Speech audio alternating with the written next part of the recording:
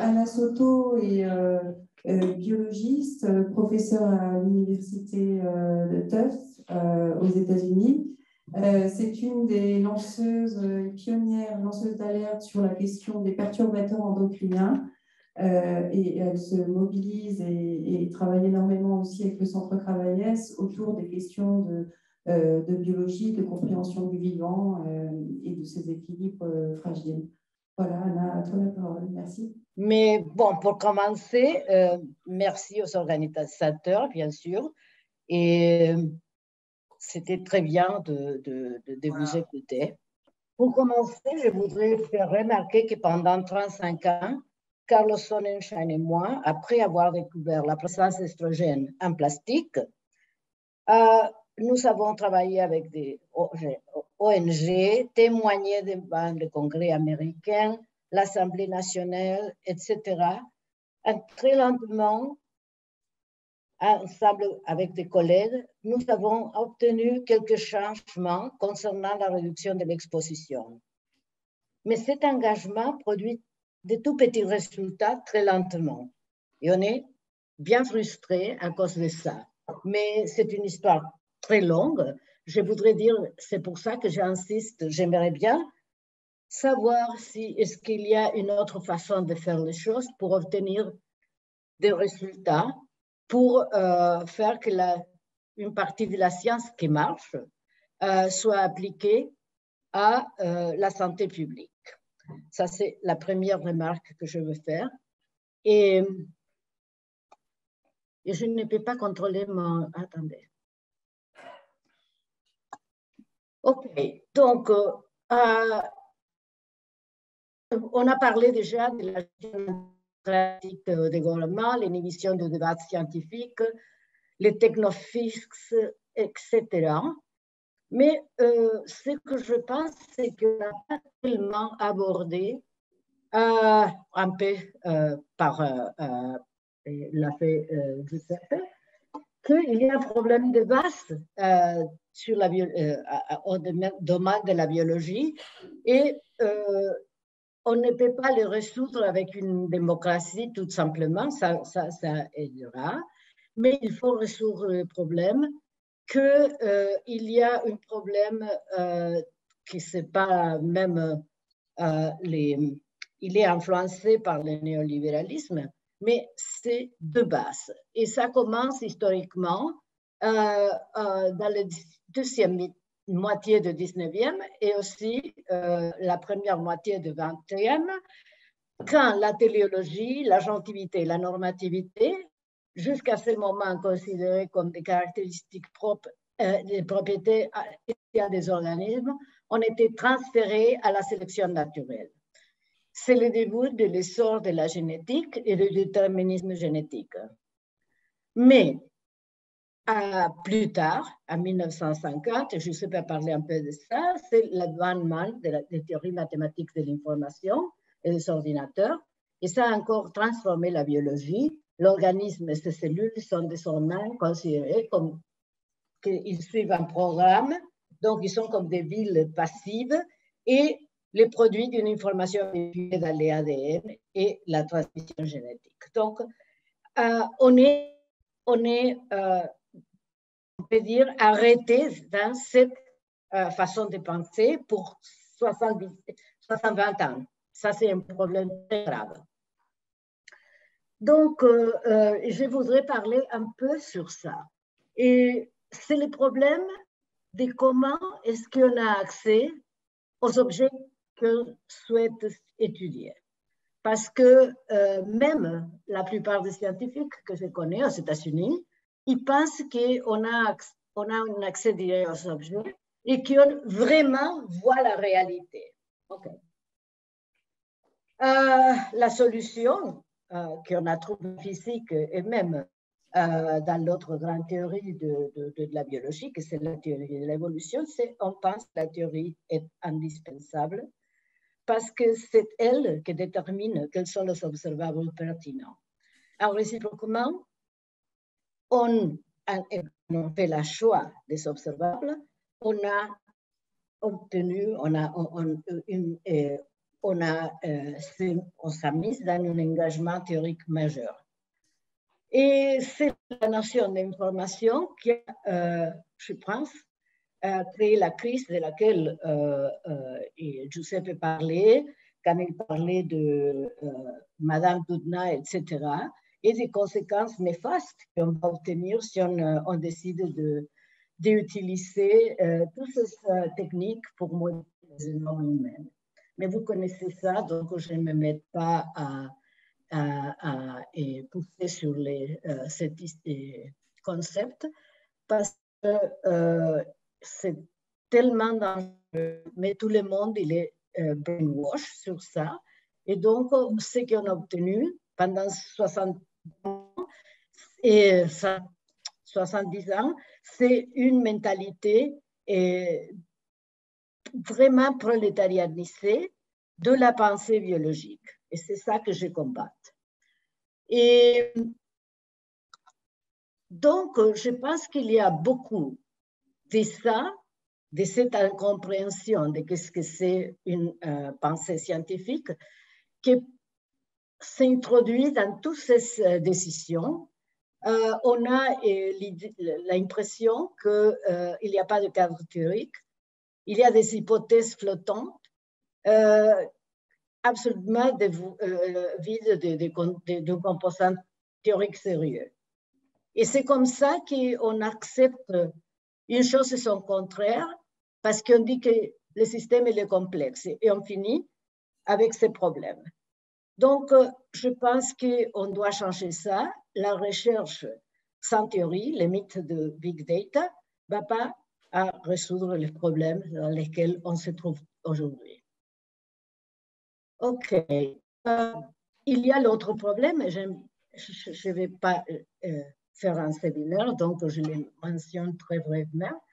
C'est l'idée de comment est-ce que le néolibéralisme s'est mis à l'université, et je pense que ce n'est pas le problème dans toute la société, mais à l'intérieur de l'université, il est cette ignorance théorique d'un côté, de l'autre côté, c'est l'idée de l'optimisation de tout à travers de pousser des stratégies de financement et de considérer que les postdoctorants et les étudiants en thèse sont une workforce, c'est-à-dire on pense comme si on travaille dans une usine. On ne pense pas que les thésards ont la liberté de penser, par exemple. Et c'est le problème, et Barbara connaît très bien ce que je parle maintenant de M. Petit, mais ce qui passe aux États-Unis, il passe aussi en France. Il y a des gens qui ont des opinions très néolibérales sur l'optimisation de l'argent et que ceux qui trouvent la majeure quantité d'argent pour faire la recherche, c'est celle qui a les meilleures idées. Et ça, c'est la façon dans laquelle on travaille aux États-Unis. Mais cet article que j'ai lu il y a des ans, 4 ans, au monde, indique que c'est un problème ici en France aussi. Donc, ensemble avec ce problème de l'optimisation de l'argent et tout ça, il y a le problème de la morale néolibérale. Et ici, j'étais très surprise quand j'ai découvert cet article où Hayek parlait de la moralité, qui disait que, bon, dans cet commerce qu'on fait, la société, l'économie, tout ça, il faut oublier la morale de l'altruisme et de la solidarité, ce qu'on peut utiliser en famille, mais on doit adopter la morale commerciale. Et donc, la personne qui fait l'interview dit, en supposant que nous universalisons cette éthique de l'intérêt personnel, pourquoi l'individu devrait-il être amené à poursuivre des objets productifs au lieu, par exemple, de devenir un voleur? Maintenant, vous dites qu'il y a certaines interdictions qui doivent être couvertes Mais si je suis indifférent aux fins de la société et aux personnes que je ne connais pas, pourquoi ne devrais-je pas, par exemple, agresser des étrangers? Pourquoi cela ne sera pas rationnel? Et Hayek dit, parce que la société vous punirait pour cela. Cela fait partie des règles abstraites que si vous faites ce qu'il est interdit, vous êtes puni. Mais cela n'implique-t-il pas seulement que je devrais être très prudent lorsque j'agresse quelqu'un plutôt que d'un argument éthique contre cette action? Eh bien, je ne le sais pas. Bon. Donc, la question continue pour moi. Comment est-ce qu'on peut faire pour changer ça? De mon côté, et ça, c'est de créer des principes théoriques qui ont la valeur parce qu'ils peuvent produire des résultats d'une façon plus proche de ce qui est une théorie en physique. Pas de copier les théories physiques parce qu'il y a des raisons pour lesquelles on doit utiliser une autre mind frame, mais je pense que c'est la tâche la plus importante où je peux participer et faire une différence. Et d'un autre côté, il y a un problème, ce problème de néolibéralisme a changé l'atmosphère d'une telle façon que maintenant, la liberté académique aux États-Unis est en grave péril. Et même les jeunes ne comprennent pas qu'est-ce que c'est la liberté académique parce qu'ils n'ont pas vécu ce phénomène comme étudiants. Donc, je pense que je dois finir ici. Seulement, je dois dire que on travaille, et c'est quand je dis que je travaille en théorie, parce que je ne le fais pas tout seul, c'est un enormous commitment. Donc, je le fais ensemble avec le groupe organisme. Et je pense que, bien sûr, il y a des autres, comme Denis Noble, qui fait la même chose, c'est-à-dire qu'il travaille dans il essaye de créer un système théorique aussi. Et c'est ça, je pense que c'est la chose la plus urgente à faire dans le domaine de la biologie. Et merci pour votre attention. Il est trop tard et je pense que tout le monde a l'intérêt de finir. OK. Désolée de peut-être t'avoir pressé. Mais du coup, voilà, on va prendre quelques questions, puis ensuite on enchaînera sur la discussion générale. Donc, Mais je peux aussi demander quelqu'un à dire qu'est-ce qu'il faudra faire, parce que c'est ça ma question. Oui. Qu'est-ce qu'on doit faire? J'ai lutté 35 ans, OK? Et ce n'est pas même toute seule. Et c'est très, très lente, cette idée de qu'on peut influencer les systèmes. Et pourtant, on doit continuer. Oui, peut-être qu'il ne faut pas s'attaquer au système parce qu'il est inattaquable, mais justement... Ah, pardon, je veux bien dire quelque chose. Effectivement, je remercie beaucoup Anna pour cet exposé, pour cette récapitulation qui, je pense, résonne très bien avec les différentes interventions. On ne peut pas trouver une cause unique à ce qui nous arrive. On ne peut pas trouver une solution unique maintenant comme ça. Ce sont des processus collectifs lents qui passent par un moment de clinique, d'étiologie, de thérapeutique collective. Donc voilà, ça ne pourra pas. Il faut être... je comprends ton impatience, je la partage totalement. Je suis épuisée par cette situation. Je ne peux plus travailler. C'est insupportable. Mais malheureusement, il va falloir la patience de ces processus parce que, effectivement, ces processus épistémiques, de reconstruction épistémique, ne peuvent être que démocratiques, donc collectifs et lents. Voilà, ça ne peut pas se faire comme ça.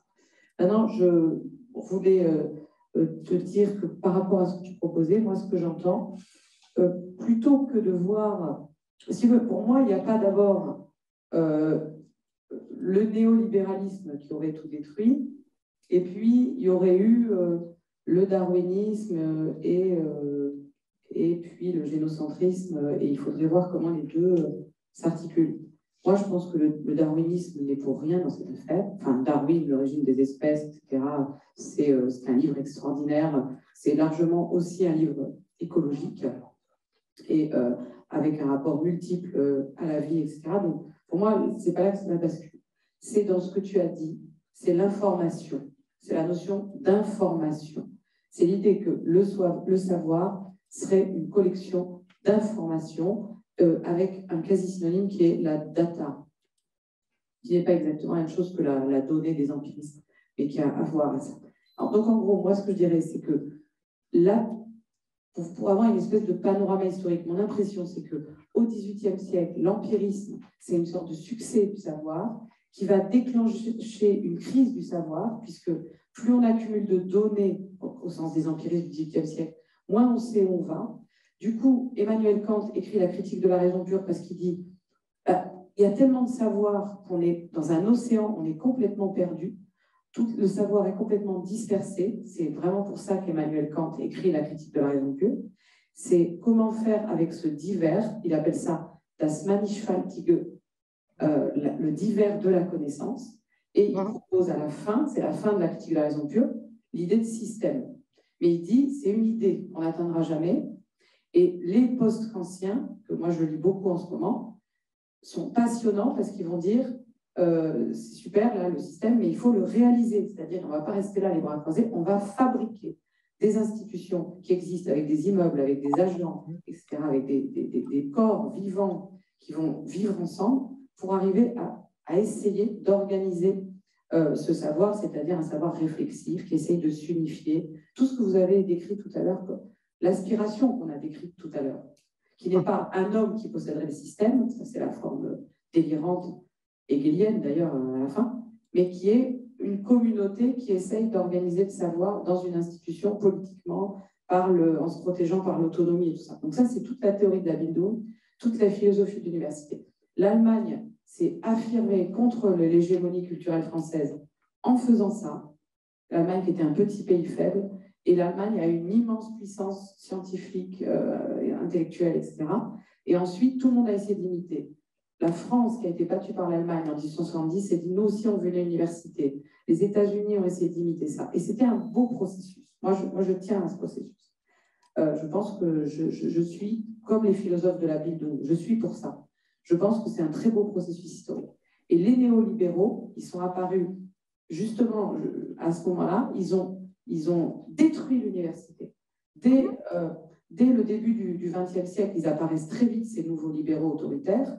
Lippmann, Hayek, etc., ils sont déjà actifs dans les années 20 et les années 30, et ils ne parlent qu'en termes d'information. Et donc, ils décomposent tout ce que la Bildung et tous les héritiers avaient tenté de composer. Voilà.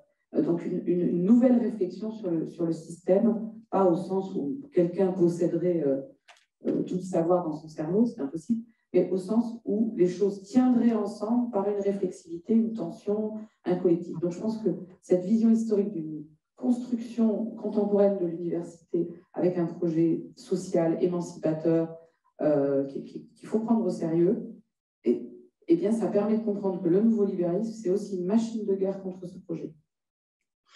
Ok, ouais, mais je suis contre l'information, on écrit des papiers avec Giuseppe, ça c'est très important aujourd'hui. Mais avant ça, le système a commencé à dégénérer avec l'interprétation mauvaise, parce que j'aime aussi Darwin, ok, je ne suis pas anti-darwiniste, mais j'avais simplement 10 minutes pour wrap-up, et donc j'ai mentionné une fact historique que l'utilisation du darwinisme dans la biologie, qu'on appelle les life cycles, ou la physiologie, ou même la biologie du développement, c'est-à-dire l'ontogénèse, ok, était de dire la seule force qui a agentivité, normativité et définit le système, c'est la sélection naturelle. C'est mauvais, mais on peut le voir. Et on peut le voir qu'on a cassé ça, on a retiré ça de l'organisme qui devient passive. Et après, avec la molecular biology, c'est l'information. Donc, c'est le récepteur d'information. Mais ça, c'est 150 ans après le moment où tout ça commence avec l'idée qu'on peut réduire la biologie à la physique. Bon, et ça, c'est la première étape. La deuxième, comme je viens de dire, c'est toute l'agence vient et s'encapsule dans la sélection naturelle. Ça, c'est l'histoire que, bon, après des années que je lis, je peux dire que ce sont les éléments les plus importants que je vois. Mais bon, et bien sûr, toute la philosophie que tu mentionnes, c'est très important pour le développement de ce qui était beaucoup plus intéressant avant la biologie moléculaire. Sans doute, en biologie. Merci. Merci beaucoup à tous qui ont intervenu aujourd'hui et parlent français. Juste quelques remarques s'agissant de ce que j'ai entendu tout cet après-midi. Tout nous indique qu'il y a un vrai problème de la démocratie et c'est ce problème que nous discutons cela aujourd'hui. Et ce que je crois que Anna Soto a dit autour de la prolétarianisation des sciences, c'est peut-être aussi le cas avec toutes les humanités, toutes les recherches et enseignements dans les universités. Mais je me demande, et je vous demande comment définir la démocratie aujourd'hui. Et peut-être c'est clair que c'est impossible de le définir à partir de Athènes, de modèle grec, parce qu'on sait que c'était la démocratie confinée aux certains, les minorités des populations dans la région et liées au esclavage, qui ont exclu les femmes, les esclaves, les enfants, etc. Donc, peut-être ce n'est pas la question de comment revenir au modèle athénien, mais c'est quoi la démocratie à venir? Et on sait aussi que le modèle athénien était tout d'abord assimilé, c'était en fiction, assimilé aux les idées des Occidentaux, les Occidentaux, l'idée d'Occident qui était inventée à partir du XVIIIe siècle et puis utilisée, invoquée pour construire les hiérarchies dans tout le monde. Et peut-être c'est ma question peut-être à Anna, que c'est aussi le problème avec le modèle de l'université humboldtienne, si je peux dire comme ça, Humboldt, que oui, c'est un modèle qui a servi pour quelque part certaines régions du monde, mais c'était élitiste, ça a exclu la plupart du monde, et ce n'est pas possible pour les conditions aujourd'hui, parce que nous sommes un monde globalisé, nous sommes un monde tout à fait mélangé, très inégal. Il y a encore les racismes qui reviennent toujours au racisme du XVIIIe siècle, mais il y a des nouveaux racismes aujourd'hui aussi. Donc, peut-être la question de la démocratie, c'est tout d'abord la question de c'est quoi le démos, et comment construire le démos. Est-ce qu'il y a aujourd'hui encore le démos? Il y a les races, les groupes, les ethnos et tout cela, les nations. Est-ce qu'il est possible de le, take it for granted? Et comment c'est possible de s'engager avec la vérité? Donc tout cela, si, mais je veux dire encore, peut-être c'est mal entendu quelques remarques à cause des limites de mon français, mais Mais vraiment, je pense que tout cela, ce sont des questions très, très, très importantes et politiques aujourd'hui. Merci beaucoup. C'est très important, vous avez raison, mais ce n'est pas mon domaine. Je pense que c'est une question pour Barbara. Pour moi, bien sûr, tout ça, c'est très important. Mais comme j'ai dit dans ma présentation, maintenant, je m'occupe de ce que je peux, à un certain niveau, contrôler, que je peux faire une contribution, mais que c'est impossible de lutter toute seule.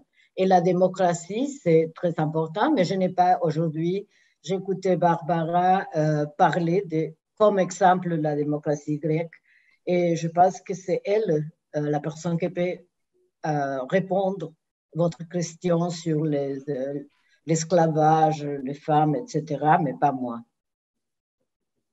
Je vais essayer de répondre sur ça et sur Humboldt. Ce que j'ai essayé de vous expliquer tout à l'heure, c'est que nous parlons de démocratie, nous ne savons pas ce que c'est. Enfin, c'est quand même délirant. J'ai découvert, moi, l'année dernière, que la démocratie athénienne ne s'était pas passée sur l'agora, mais sur la PNIX. Qui le sait ici? Personne, je pense. Nous n'avons aucune connaissance du terme qui est censé être le terme désignant notre régime. Vous pouvez quand même comprendre que ce serait quand même urgent que les gens qui se prétendent habiter dans des démocraties s'intéressent à ce qu'est la démocratie. Est-ce que vous pouvez entendre ça? Vous pouvez entendre qu'on n'a pas, c'est quand même pas normal, c'est pas éthique sur le plan de l'éducation, c'est pas éthique sur le plan de la recherche, c'est pas éthique sur le plan politique, que de nous se raconter tous qu'on est en démocratie et de faire aucun effort pour comprendre ce qu'est la démocratie. Moi, je dis que là, il y a une malversation, donc il est temps qu'on se réveille. Soit on ne veut pas de la démocratie, on fait une enquête sur la démocratie, soit on découvre que ce n'est pas possible, que la démocratie des Grecs, c'était nul, que c'était tous des dominateurs, les femmes étaient dominées, l'esclavage, c'est ignoble et on le fout à la poubelle, et on invente autre chose. Soit, si on veut garder le terme de démocratie, alors qu'est-ce que c'est la démocratie? Si on veut regarder ce que c'est la démocratie, la Grèce n'est pas un modèle. La Grèce est un précédent historique avec ses problèmes, ses succès, ses réussites, ses ratages. La moindre des choses, c'est de faire l'histoire de notre propre... de faire notre histoire. Enfin, sinon, c'est catastrophique. Or, qu'est-ce que j'ai essayé de vous expliquer? Que sur la démocratie sanitaire, ce qu'on appelle démocratie, ce n'est pas la démocratie, ce sont toutes sortes de clichés qui viennent du libéralisme, qui vont transformer le savoir, on revient à la question humboldtienne, en information. Quand vous regardez, qu'est-ce que c'est que la démocratie sanitaire? C'est que le patient puisse choisir s'il peut prendre son traitement. Alors, c'est quoi le rapport au savoir? C'est lui donner une information loyale et appropriée. Je cite la loi Kouchner. Tout est réduit en termes d'information atomique. C'est pour ça que dans la conclusion de Anna, le terme d'information est le terme clé. Tout est décomposé en information. Quand les choses sont décomposées comme ça en information et produisent une espèce de big data, à la fin, c'est algorithmique. Hein, vous pouvez computer... comment dire, vous pouvez produire le consentement soi-disant éclairé de toute une population par une computation algorithmique des bénéfices-risques. C'est délirant. Donc, c'est la destruction du savoir, c'est aussi la destruction de la démocratie. Je veux dire, les deux sont connectés. Donc, il nous faut réfléchir à Grec. Maintenant, il faut que je vous réponde à l'inévitable question sur les esclaves et les femmes. En France, il y a eu une république sociale et démocratique qui a essayé de se mettre en place. Il y a des moments émancipateurs dans la France du 19e siècle. Il y a des expériences, etc. Les femmes ne votent pas, elles sont, etc. Ça n'est jamais invoqué pour discréditer les choses, parce qu'on se dit, voilà, c'est pas parce que chez les socialistes, dans les réunions socialistes, il y avait 100% d'hommes, que le socialisme est intrinsèquement anti-femme. Moi, je suis socialiste, je suis républicaine et démocrate. Je veux vraiment me revendiquer de cet héritage, j'essaye de le réactiver avec d'autres. Le fait que mes ancêtres, mes grands-parents socialistes de l'époque de Jean Jaurès étaient que entre hommes, honnêtement. Moi, je suis très contente qu'ils se soient réveillés, que maintenant les femmes plutôt se soient réveillées et qu'elles aient fracturé la porte et qu'elles fassent partie de la chose. Mais ça ne dit rien sur l'essence du socialisme. Le socialisme n'est pas par essence machiste, sous prétexte qu'il n'y avait pas de femmes dans les réunions des socialistes, ou assez peu. Vous voyez ce que je veux dire? De la même manière, les sociétés antiques de cette ère culturelle méditerranéenne sont toutes esclavagistes. Ce n'est pas l'esclavagisme de ces sociétés n'est pas un déterminant causal de la démocratie. Si vous voulez, c'est pas parce qu'il y a des... Alors, pourquoi on vous dit ça? Ça aussi, c'est un mensonge. Vous l'avez dans tous les manuels. Oui, la démocratie grecque, c'était possible parce que les citoyens ne faisaient rien de la journée. Ils lisaient, ils étaient en train de discuter toute la journée sur le sens du monde, et ceux qui faisaient tourner la cité, c'était les esclaves. C'est faux, c'est tout simplement faux, puisque les 60 000 citoyens, dans les 60 000 citoyens, il y avait une grande majorité de pauvres et de travailleurs. Ils travaillaient, ces gens-là travaillaient, c'était des gens qui transformaient le monde avec leurs mains, et c'était pour autant des citoyens. Donc, on raconte n'importe quoi, pourquoi ? Parce qu'il s'agit de discréditer la démocratie, la vraie, où le peuple a le pouvoir, où le démos a le pouvoir. Comme ça, on vous explique que c'est impossible. Et c'est ça qu'ont fait les libéraux, effrayés par la Révolution française, par les pulsions démocratiques révolutionnaires. Il y a eu une aspiration à la démocratie à la fin du XVIIIe siècle, dans les grandes révolutions et les grandes poussées révolutionnaires, et il s'est agi de montrer que ce n'était pas possible. Voilà. Et donc, on a passé son temps à montrer, regardez, oui, mais en fait, c'est la classe de loisirs contre les travailleurs, c'est faux. C'est intrinsèquement, maintenant, c'est le nouvel argument, vu qu'on est dans une époque ultra-féministe, et tant mieux, je m'en réjouis. Et maintenant, c'est le nouvel argument pour discréditer les Grecs. On nous sort aussi, incroyable, on nous sort les métèques. Vous savez? Mais les métèques, mais chez nous, les gens étrangers qui travaillent chez nous depuis des décennies, qui payent des impôts, etc., ils n'ont pas le droit de voter. Est-ce que vous avez déjà entendu une protestation là-dessus? Jamais. Personne ne dit rien sur le fait que les étrangers, dans notre... jusqu'en 1981, c'était dans les programmes, le vote des étrangers aux élections locales uniquement. Vous voyez? Donc tout ça, c'est beaucoup de mauvaise foi. Les gens qui le répètent, dont je fais partie, hein, j'ai toujours répété les mêmes choses. Moi aussi, je répète ça. J'ai répété ça pendant très longtemps. Mais les gens qui le répètent, ce n'est pas de leur faute. Et je veux dire que c'est ultra idéologique. C'est ça que je veux dire. Donc, il nous faut nous réapproprier cette question de la démocratie et la distinguer du gouvernement représentatif libéral qui fonctionne sur le dualisme entre l'élite et les travailleurs. Vous voyez ce que je veux dire? C'est ça que je veux dire. Et qui ne voit que des individus et qui ne voit que des informations qui sont à la fin des data. C'était ça ma réponse. Et sur Humboldt, je vous avais tout à fait raison. Sur l'université Humboldtienne, les textes de Humboldt, je commence à les connaître bien. Il se fout totalement, c'est un libéral, hein, totalement des conditions d'accès des étudiants, et il dit, bon, on reste entre nous, etc. Mais quand vous lisez Fichte, c'est pas vrai du tout. Fichte, c'est quasiment un socialiste. Il est obsédé par la question, cette université de la Bidou, il est obsédé par la question sociale. Il faut que tout le monde puisse participer à l'œuvre de l'élaboration du savoir. Il faut que ce soit démocratique, il faut que les étudiants soient rémunérés pour que toutes les classes sociales puissent venir, etc. Donc en fait, c'est exactement pareil. Il n'y a pas de lien de nécessité entre l'élitisme libéral d'une certaine université humboldtienne, vous avez raison, et le projet de la ville d'Oum. Je m'entends avec tout cela que vous avez dit. Mais pour moi, comme philosophe, il y a une question très importante. La question, ce n'est pas décréditiser ou non. Discréditiser, comment dire? To discredit. Ce n'est pas vraiment la question aujourd'hui, parce qu'on veut la démocratie. Moi, je désire la démocratie. Mais je veux dire qu'il est temps de reconnaître tous les problèmes des précédents. Mais peut-être vous serez d'accord que vous, je comprends, vous n'utilisez pas l'Athènes comme modèle. Exactement. Mais tout le monde le fait. C'est vraiment l'idéologie dans la philosophie, dans l'histoire de la philosophie. Mais c'est vraiment les Grecs dans toutes les choses qu'ils ont inventées, toutes les choses sont les modèles, ou presque les modèles. Mais le problème est aujourd'hui qu'il faut discuter parce qu'ensemble, dans le même parti, je vous dis, on veut exactement les mêmes choses.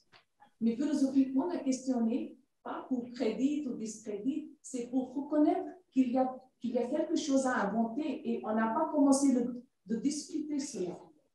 Et il n'est pas possible de le faire si on ne peut pas reconnaître les racismes, les inégalités dans les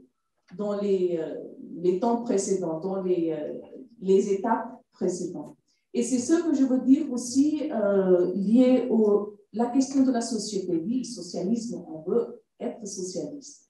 Mais par exemple en Inde, le socialisme, le communisme, ils n'ont pas adressé le gros problème. Le seul problème en Inde, c'est la question de caste. Et la question d'informatique, la question de la technologie aujourd'hui, il n'est pas possible de le discuter. La question de l'université, il n'est pas possible de le faire sans discuter les vraies inégalités dans toutes les parties du monde, même en France. C'est comme ça aussi pour les droits d'homme. On ne peut pas les discréditer, mais est-ce qu'il est possible de les utiliser en reconnaissant que quand on a inventé les droits de l'homme, les droits naturels de l'homme, on a exactement, lié à cela, on a exactement en même temps inventé le racisme. Les théories de race chez Kant, chez Locke, chez Heller et toutes les autres. Et il a changé de forme. Mais pourquoi, après la Deuxième Guerre mondiale, on n'a pas arrivé de vraiment adresser les problèmes? Et ces problèmes se reproduisent de temps en temps. C'est ce que je voulais dire, c'est-à-dire que la tâche de la démocratie, c'est avant nous, c'est pas derrière. Mais tout cela, on n'est pas des acteurs. Bonjour, en fait, je voulais remercier spécialement Barbara Stiegler parce que je vous remercie parce que j'ai vraiment pris conscience en vous écoutant. Effectivement, je ne connaissais pas ce que c'était que la démocratie. D'où ma question, en fait, ma réflexion, parce qu'on se pose tous la question, si je comprends bien comment faire, finalement, c'est ça l'espoir, et on se tourne vers l'avenir.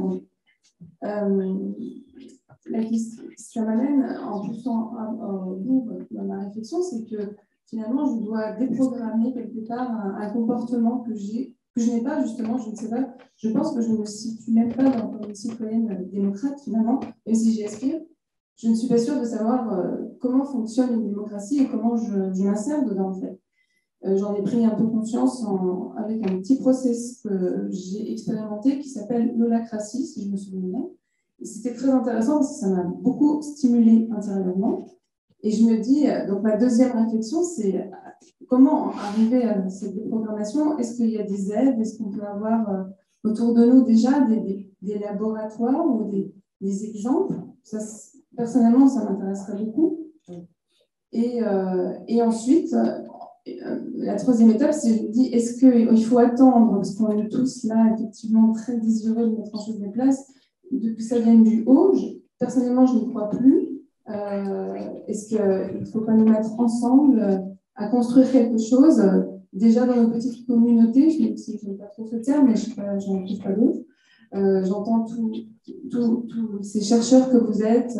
Il y a forcément des choses à faire ensemble et chacun dans notre milieu. Voilà. Merci. Je vous réponds très rapidement. Je comprends très bien votre question, qui en un sens rejoint l'intervention précédente. On ne peut pas s'en tenir juste à une généalogie historique pour faire le ménage et voir ce que veut dire Démos, ce que veut dire Kratos. Encore faut-il savoir ce que ça ouvre sur l'avenir.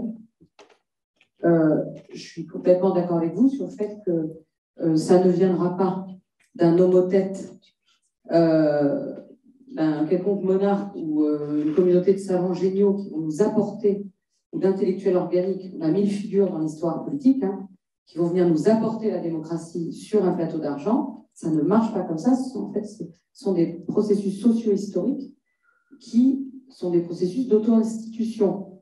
On traverse une crise majeure, totale. Il n'y a plus personne pour pouvoir la nier. Elle est totale. Bon, au même moment, qu'est-ce que je vois autour de moi dans la société?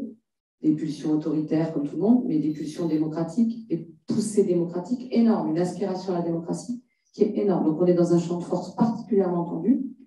Que pouvons-nous faire partout où on est?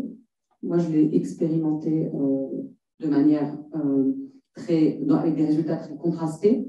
Partout où on est, il y a des dynamiques démocratiques qu'on peut activer, auxquelles on peut participer à condition de clarifier un peu nos idées. C'est pour ça que j'ai cherché vraiment à travailler avec Christophe Pévard, parce que je savais que ce n'était pas clair pour moi et qu'il fallait clarifier l'histoire déjà de la démocratie et ses potentialités, et ses limites et ses échecs, etc.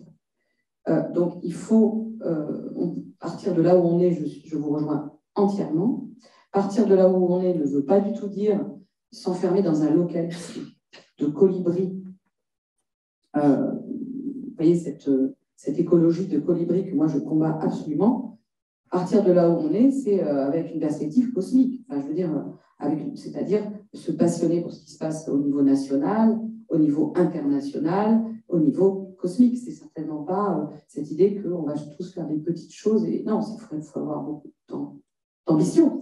Et donc, il y a des moments dans l'année où on est enfermé dans son laboratoire à lutter pour un laboratoire plus démocratique. Et 3 mois plus tard, on est engagé dans les élections présidentielles.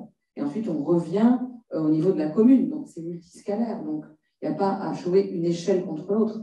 Voilà. Donc, ça, je pense que c'est une première chose. Une deuxième chose, c'est de savoir que ce ne sont pas du tout des processus évolutionnistes cumulatifs et qu'il y a des oscillations, c'est-à-dire qu'il y a des périodes, j'ai connu pendant 10 ou 15 ans, moi, une dynamique démocratique extraordinaire dans mon lieu de travail qui m'a apporté, aujourd'hui, tout est détruit autour de moi. Tout. Mon laboratoire est détruit, mon département de philosophie est détruit, mon université est détruite.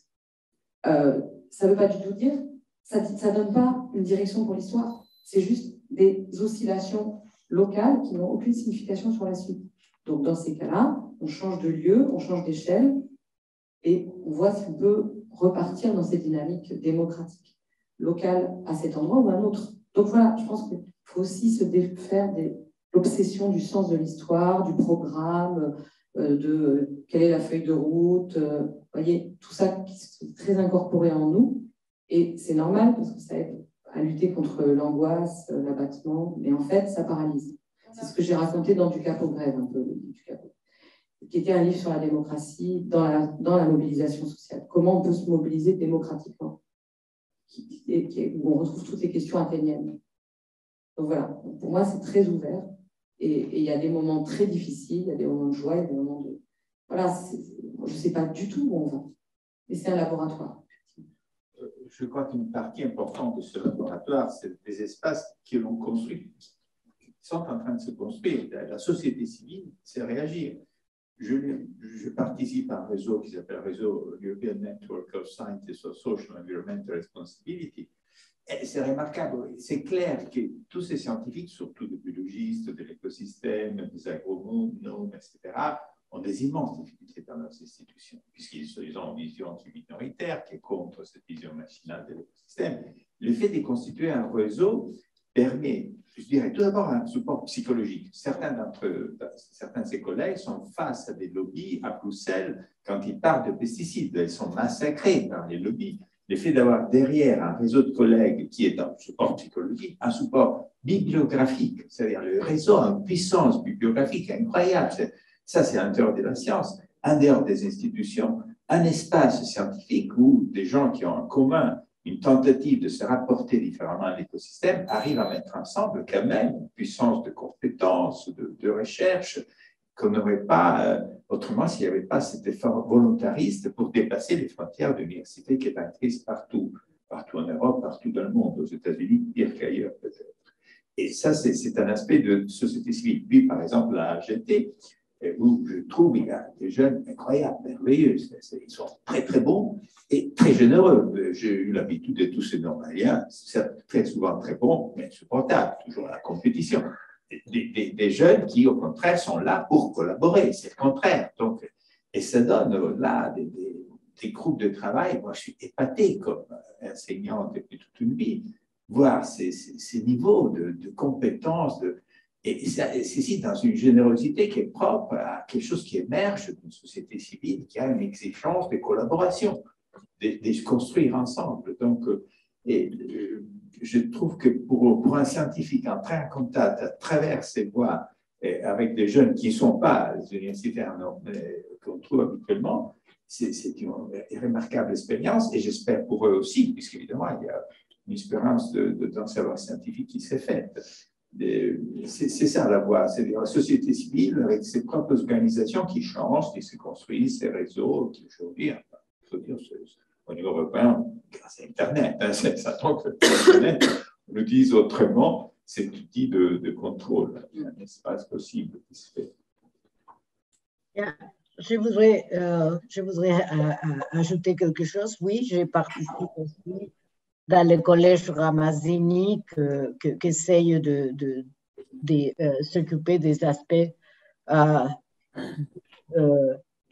la santé environnementale et tout ça, et j'ai observé, on fait de bon travail qui progresse très lentement. Et pour moi, peut-être l'expérience la plus excitante que j'ai eue, c'est quand Bernard organisait ces différents groupes, parce qu'il avait un enthousiasme et les jeunes sont très, très bons. Maintenant, c'est bien sûr la AATG, où je pense qu'il y a quelque chose qui peut réussir. Mais oui, ce sont les jeunes, mais quand on essaye d'analyser les problèmes et on voit tous ces composants multiples, tous très importants, quelquefois, on a la déprime. Et c'est précisément l'enthousiasme des jeunes qui me font penser à lutter du jour suivant. Ok, donc merci beaucoup. Je crois qu'on est à la fin, on est tous fatigués. Je remercie votre résistance. Il y aura quand même un enregistrement.